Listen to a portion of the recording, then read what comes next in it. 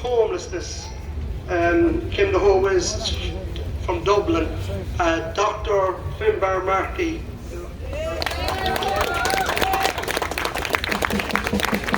Hi guys, first of all, thanks to the March for Justice Committee for inviting me to speak, and thanks to all the people who have just spoken. I won't be expressing my terrible experiences as those guys have, and I really appreciate them coming out here and doing that. It must have been very tough. I'm usually known for my anti-eviction work and my housing campaigning, but today I'd like to talk on the topic of suicide and our economic model. Because we can talk about providing services when people start suffering from mental health problems. But I think ideally we should also be asking ourselves, what has changed in our society? What has changed in our communities that suddenly young, old and middle-aged are taking their lives? That they're not seeing the value in life anymore? What is it? I'd like to focus just for a few minutes on the misunderstandings that dominate our understanding of mental health. I'd also like to outline a better understanding of mental health that includes our economy and what our new economic model is doing to us, how it's separating us from each other. And finally, I'd like to just spend a minute or two talking about what a new economic model that's more social and more holistic could do when it comes to tackling the suicide problem in this country. So what is that misunderstanding about mental health? What is that misleading theory that we are now building our lives on? It may be called in fancy terms the individualization of the human being, the isolation of people into categories like a consumer, a worker, a taxpayer. And this individualization of us all for economic purposes can be seen not just in the constant onslaught of marketing. We're being marketed to all the time. And when someone tries to sell us something, they're telling us that we're not good enough. You're too skinny, you're too fat, you're too ugly, your car isn't shiny enough, your clothes aren't cool enough. You have to buy, work more, and be separated from each other more. And that is some of the core issues of bullying. That's what it comes down to, how we feel about ourselves and how we feel about other people. But also, when we look at government policy about how we react in our own communities, we have this idea now in government health and social care policy called person-centred care. And it sounds fantastic, doesn't it? But what person-centred care really means is you as an individual are to blame. If you can't get a job, it's your fault. It's not the economy's. If you've got mental health problems, the problem's in you, they'll tell us. It's not our society, it's in you. We'll give you some tablets, or we'll teach you cognitive behavioural therapy. And what cognitive behavioural therapy is really doing is teaching us to pretend that the problem is not there. To smile, when in reality the problem is there. I call this individualisation for what it is. A political and economic model for the benefit of the rich. It is diametrically opposed to collective and social action that might challenge the economic social status quo. Its outcome, if not its aims, is to push us further away from each other. Our economic model says that we have to work more, we have to buy more, we have to pay more, and we have to work damn harder. We see our main supports like our family and our friends less and less as our lives become centred in the workplace and not in our homes and not in our communities where our lives should be centred. Instead of one parent being able to provide, or even parents being able to only work half-time each, now two parents have to work, and they have to work part-time, and that is just to get by. That's just to be able to pay your mortgage or to pay your rent. And when the economic model is jolted, so are the people that are caged within that economic model. Our economic views people that can't keep their head above water as collateral damage in their economic paradise.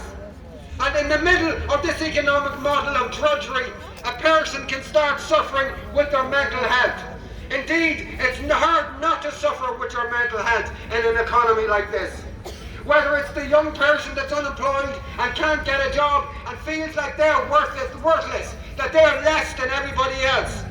whether it's the parents that can't pay the bills and feels that they're destroying their children's future, whether it's the older person that feels worthless and valueless in a world that only considers you of any value if you work and you consume. But the older person's limited to their pension. They can't earn any more to buy any more, so why should we care about them? They don't work anymore. Why should we care about them? That's what our economic model feels and teaches us about our older people. We often talk about how terrible it is that our young are taking their lives, and that's a real truth. That's a truism. But the truth is the amount of older people that commit suicide in this country, and nobody talks about it. They might decide to not take their medications anymore because our economic model means that all of the family are out working. There was a time that there'd be somebody at home to visit them during the day. The only people that visit them now are paid carers for 20 minutes in the morning. That's no life. That's what our economic model is doing to us. But the effects of the economic model on mental health is not something that's just been discovered. Emile Durkheim in the 1890s did a study on suicide in urban areas of France. And he came up with this idea of anomie. And he said that anomie, which means to feel anonymous, happens in an economic model where people don't have time to be with each other anymore. Well, everything's about getting ready for work. Back in the 1890s, lots of people were moving from the countryside into the city to find work. And they worked day and night, and they had none of the support or the community that they had in their villages. And many of them started to commit suicide. And that's what we're seeing here 120 years later. When will we get the message?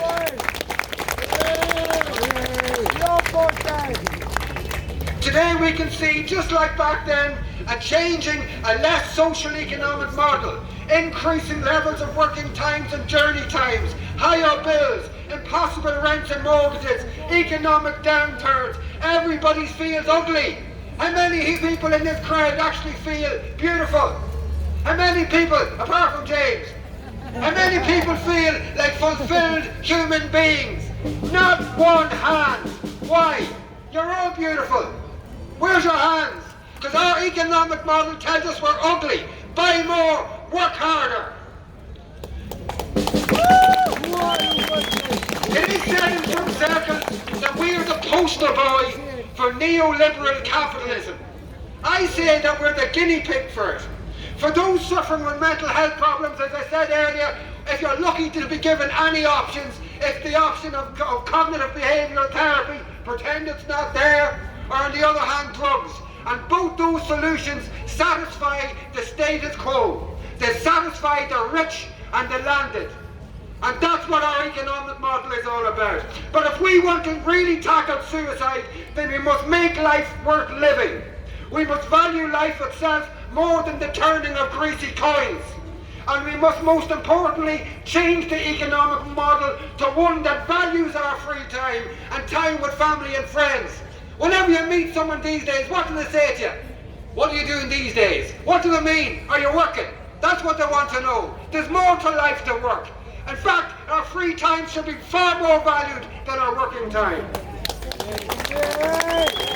We need a working model, an economic model that teaches the worth of a person, and that worth is not a material thing. And that the quality of life is measured in smiles, not in bank balance bottom lines. An economic model in which homes are affordable and secure, where we know we have access to quality health care and mental health care when we need it.